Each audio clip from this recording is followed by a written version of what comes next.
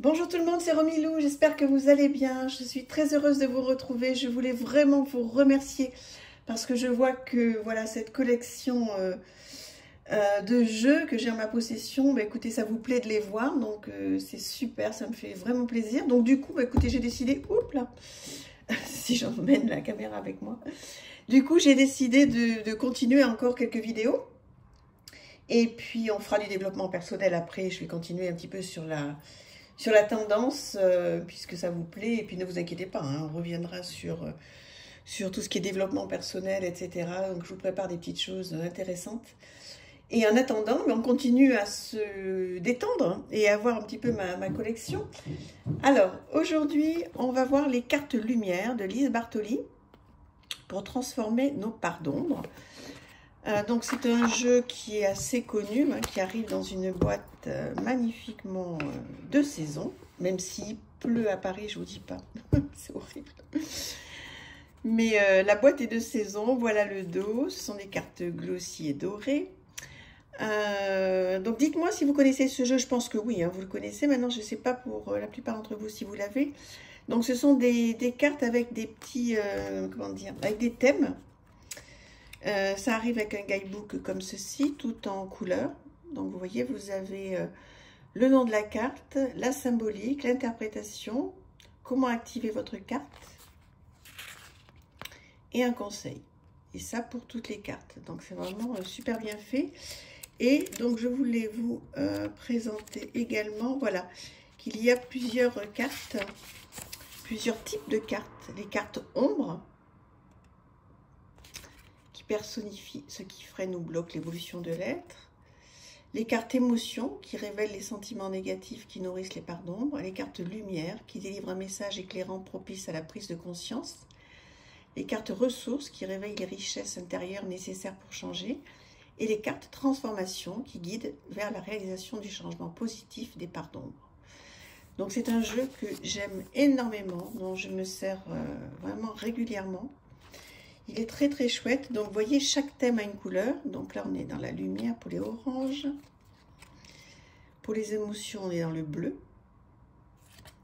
Les ressources on est dans le jaune. Voilà. Ok. Pour l'ombre plutôt dans le marron.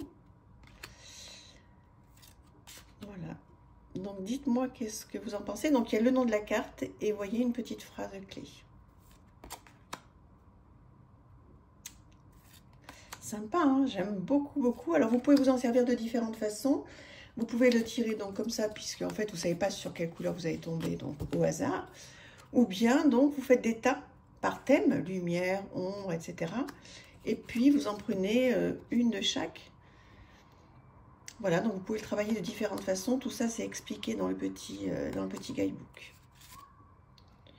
Voilà, bah écoutez, dites-moi si vous aimez bien ce jeu, si vous l'avez, est-ce que vous vous en servez régulièrement, et puis surtout, est-ce qu'il répond bien aux questions donc, que vous vous posez, est-ce qu'il vous aide un petit peu à avancer ou pas. Voilà, donc ça, c'est le premier pour aujourd'hui, les cartes lumière de Lise Bartoli, que vous retrouvez partout, il n'y a pas de souci là-dessus. Le Penumbra Tarot, très très très joli jeu. Je pense que vous avez vu passer plusieurs fois sur ma chaîne et d'autres chaînes. Vous voyez qu'il arrive dans une très jolie boîte. Donc celui-ci, j'ai attendu un petit moment avant de l'acheter. Et puis j'ai fini par craquer parce que je le trouve magnifique. Alors oui, il est en anglais. Mais vous voyez, donc vous avez le nom de la carte avec l'explication à l'endroit et à l'envers. Et ensuite, vous avez d'autres petites choses. Vous avez même une petite chanson qui est associée. Donc oui, effectivement, bon, il est en anglais. Donc ça peut être la limite de l'histoire. Mais bon, comme vous savez, hein, ça se traduit facilement. Mais je peux comprendre, il y a plusieurs personnes qui me disent que tout ce qui est en anglais, bon. Pour les oracles, je comprends que ce soit vraiment un problème. Après, pour les tarots, je trouve que c'est moins un problème, mais... c'est bien aussi de pouvoir savoir ce que l'auteur a voulu mettre dans ses illustrations. Hein. Donc, il y a ceci. Vous voyez, le dos est sublime. Et donc les illustrations, voilà. Donc bon, il a été renommé hein, pour certaines séries. Il est magnifique. Il est magnifique. Donc je ne sais pas si vous l'avez, celui-ci, vous le connaissez certainement. Enfin, dites-moi si vous le connaissez ou pas. Hein. Si vous ne le connaissez pas, bah, écoutez, je suis ravie de vous le faire découvrir. Alors, on ne va pas le regarder entier, mais vous avez une présentation sur ma chaîne. Hein. Donc, vous pouvez aller la retrouver. Vous voyez, c'est un très, très, très beau jeu. Enfin, moi, je trouve que c'est un très, très, très beau jeu. Très, très bien illustré. Regardez-moi ça. C'est 10 de coupe. Mais ça me parle beaucoup. Toute la série des... De toute façon, bon, il est beau, hein, vraiment, mais... La série des coupes est particulièrement magnifique, je trouve. Oh là là. Ce 2 de bâton, là. Trop, trop. Voilà. Le pendu, le magicien. Qu'est-ce que vous en pensez de ce jeu? Il est de très très bonne qualité. Je l'avais trouvé sur le Roi de Coupe à l'époque. Alors je crois que cette boutique a été renommée. Hein. Il y a quelqu'un qui m'a dit. Ça me fait penser à la chanson de. C'est Carla Bruni hein, qui chante ça. Quelqu'un qui m'a dit. Bon, allez, revenons à nos moutons. Oui, donc il y a une personne, j'ai noté d'ailleurs, hein, qui m'a dit, et merci infiniment pour l'info, que la boutique du Roi de Coupe a été renommée. Donc maintenant, elle ne s'appelle plus comme ça. Vous pouvez me le confirmer, mais il faut que j'aille voir. Mais j'ose pas trop aller voir parce que sinon, je vais encore acheter des jeux. Donc j'évite. Voilà, le Penumbra Tarot. N'hésitez pas là aussi à me dire ce que vous pensez de ce très joli jeu, à mon avis. Un autre qui est donc un oracle que moi j'ai en anglais. Alors là, je suis certaine, il est sorti en français. C'est l'oracle du cœur innocent. J'ai toujours pas craqué pour la version française, mais je vais le faire. Je vais le faire parce que c'est vraiment un de mes chouchous. J'adore ce jeu qui arrive avec un guidebook comme ça. Voilà, donc avec une photo en noir et blanc. Mais c'est tellement intéressant. Il y a, voilà, il y a tout ce que j'aime. Il est magnifique. Voilà, un dos comme ceci. Très enfantin, mais très... Enfin, moi qui me touche énormément. Et vous voyez, donc c'est un oracle qui est rempli de détails. Qui est superbe. Et avec plein de petites phrases, plein de petites choses. Magnifique, magnifique. Mais c'est vraiment, oui, là pour le coup, c'est vraiment dommage d'avoir la version en anglais. Donc, parce que ça mérite vraiment un gros travail de traduction que j'ai fait pour plusieurs cartes. Mais maintenant, voilà, maintenant j'ai très envie de l'avoir en français. Donc, voilà, un de ces quatre, je vais le prendre en français. Dites-moi ce que vous en pensez. Il y a plusieurs personnes, quand je l'avais présenté, qui ont eu un coup de cœur.